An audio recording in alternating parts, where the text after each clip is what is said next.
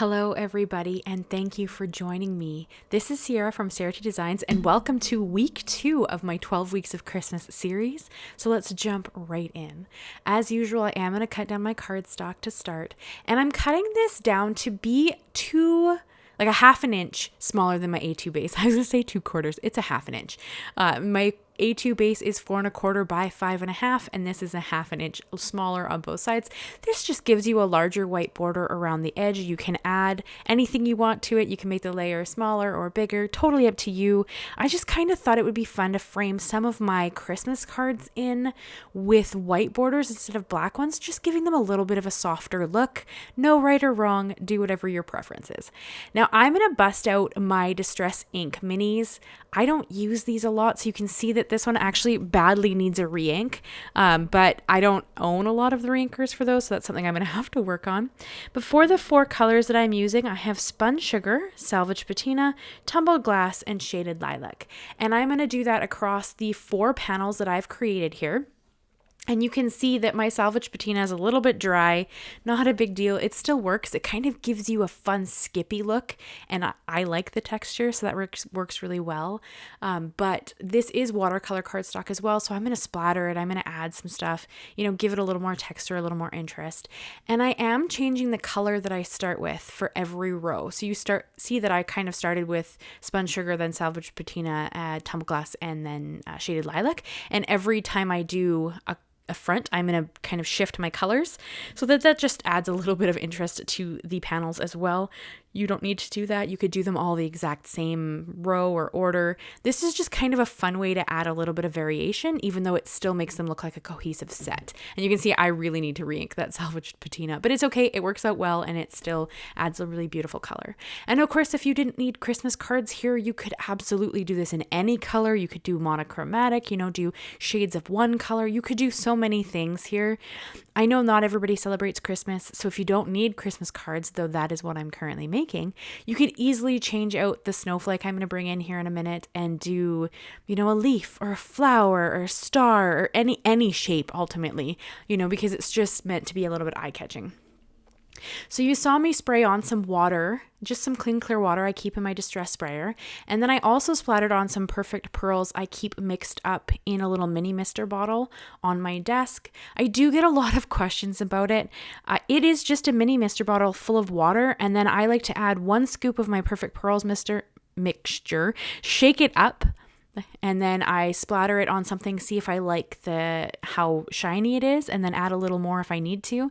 I find that you can start with less as a more kind of thing, because you can't take away, but you can always add. So start with 1 scoop, shake it up, see how you feel, and then if you need to add more Perfect Pearls, you can, but you can't really take it away, so keep that in mind. But that is all I've done.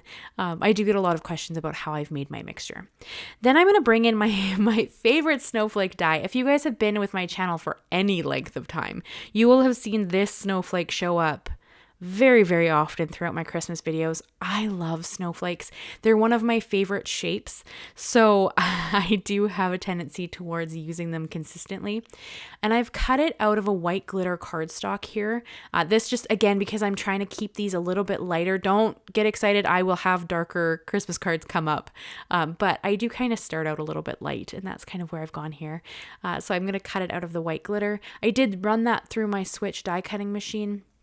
You saw me use my magic mat, and it didn't cut all the way through the front. I find this glitter cardstock has a bit of a coating on the front, so it doesn't cut as nicely as I would like it to. So I did actually run each snowflake back through my switch with my chrome base plate to cut it through all the way so that I didn't have to struggle, because I was having a hard time getting them to let go of the glitter paper. So that's what I did. I didn't show you guys because you saw me die cut it once. It was the exact same thing, just with a different base plate. Now I want to quickly say happy Thanksgiving to my Canadians. I am in the middle of a Christmas series, or I'm in the beginning of the Christmas series, but today is actually Thanksgiving for Canadians. So happy Thanksgiving to my Canadians. I hope you guys are having a wonderful day. I hope you get to spend it with your family. I get to have a phenomenal turkey dinner with my family. My mom makes the turkey dinner with all the fixings. And if you tried to mail me a birthday card, because my birthday was last week, Canada Post, while I'm recording this, Canada Post is on strike.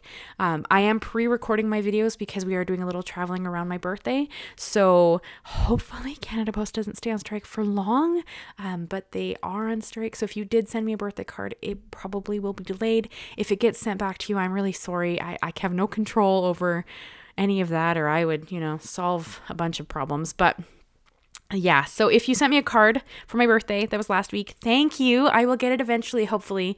And happy Thanksgiving to my Canadian peeps.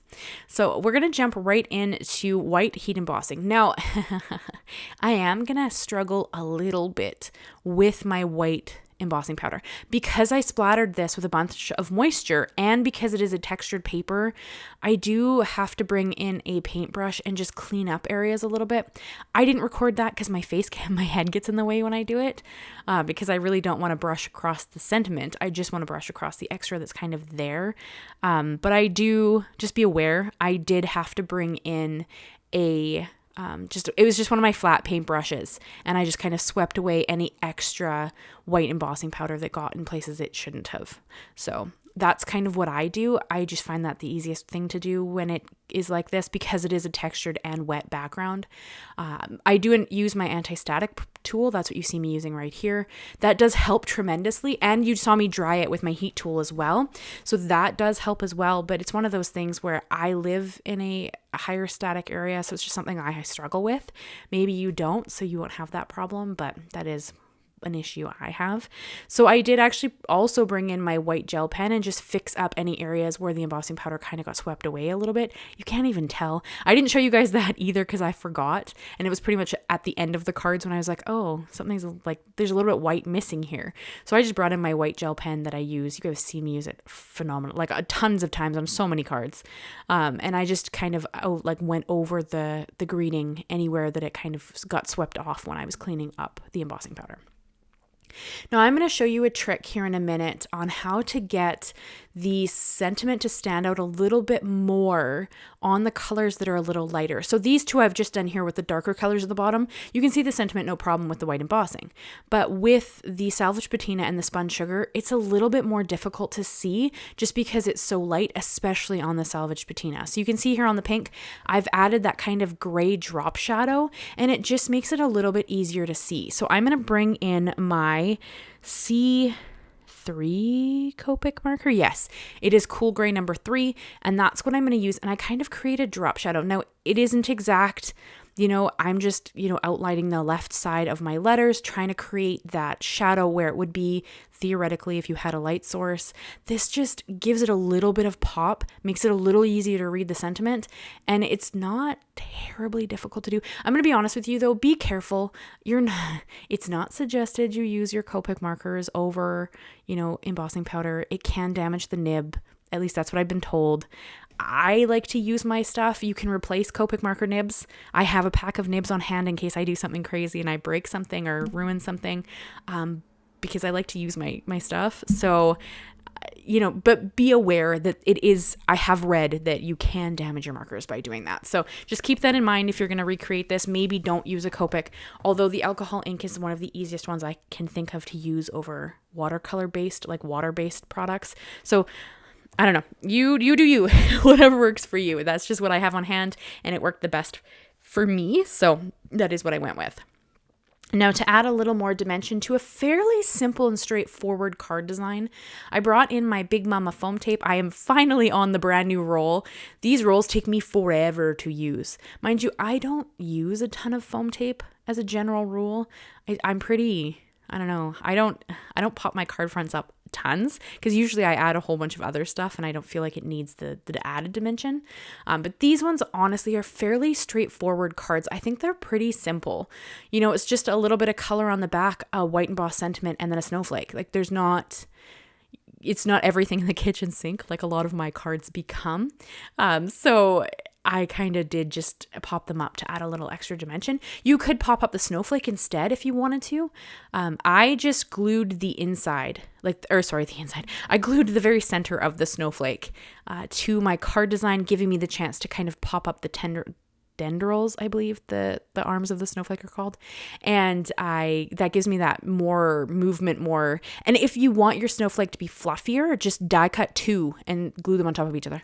And that will give you more dimension to your snowflake as well. I didn't do that. I wanted this to kind of be an easy recreatable card if someone needed to mass produce a lot of cards. And if you don't have ink minis, smush your ink pad onto your glass mat and use like a flat brush. That would work then with any ink you have, any water-based ink, I would suggest, because if you want to splatter, if you don't care about splatter, then use any ink you want to. But if you want to do some splattering, do use a water-based ink so that you can do that kind of fun splatter in the background that almost looks a little bit like snow. You know, it kind of just adds a little bit of interest. So again, you don't have to if you don't want to, but I think it just adds a little something extra and looks a little bit fun.